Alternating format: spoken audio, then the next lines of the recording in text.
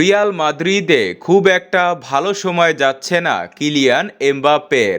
গ্যালাক্টিকোসদের হয়ে পারফরমেন্সে Paris Saint জার্মানের সেই জৌলস আর নেই।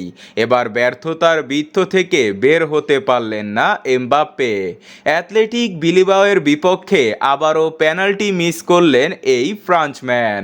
এমবাপ্পের এমন দিনে অ্যাথলেটিক বিলবাওয়ের কাছে 2-1 গোলে হেরেছে রিয়াল মাদ্রিদ।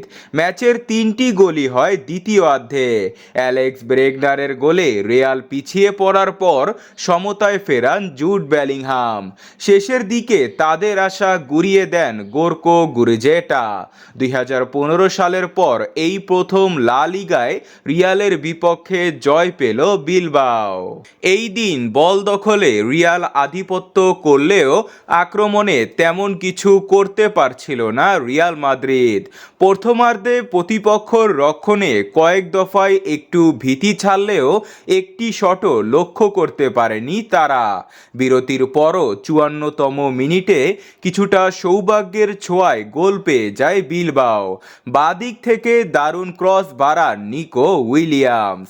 সবাইকে ফাঁকি দিয়ে বল লক্ষ্যেই ছিল। শেষ মুহূর্তে ঝাঁপিয়ে কোনো মতে বল আটকান থিবো কোর্তোয়া, কিন্তু বিপদমুক্ত করতে পারেননি। ছুটে আসা বেরেগনারের গায়ে বল লাগার পর কোর্তোয়ার শরীরে বাধা পায়। এরপর টোকা দিয়ে বল চারে জড়ান বেরেগনার। 8 মিনিট পর গোল পরিশোধের সুযোগ পেয়েও হাতছাড়া করেন এমবাপ্পে। বক্সে আন্তোনিও রুদিগার ফাউলের শিকার হলে পেনাল্টি পেয়ে যায় রিয়াল। ফরাসি ফরোয়ার্ডের দুর্বল শটে ঝাঁপিয়ে রুখে দেন গোলরক্ষক ইউলেন আহিরেসাবালা। গত সপ্তাহে চ্যাম্পিয়ন্স লিগে লিভারপুলের বিপক্ষেও একটি পেনাল্টি মিস করেছিলেন এমবাপ্পে। সেই ম্যাচে 2-0 গোলে হেরেছিল মাদ্রিদের দলটি। এমবাপ্পে পেনাল্টি মিস করলেও হতাশায় ভেঙে পড়েনি রিয়াল। অবশেষে 78তম মিনিটে কাঙ্ক্ষিত গোল পায় তারা। এমবাপ্পের দূর থেকে নেওয়া শট গোলরক্ষক ঝাঁপিয়ে ফেরানোর পর ফিরতি বল ফাঁকায় পেয়ে শটে জালে পাঠান বেলিংহাম।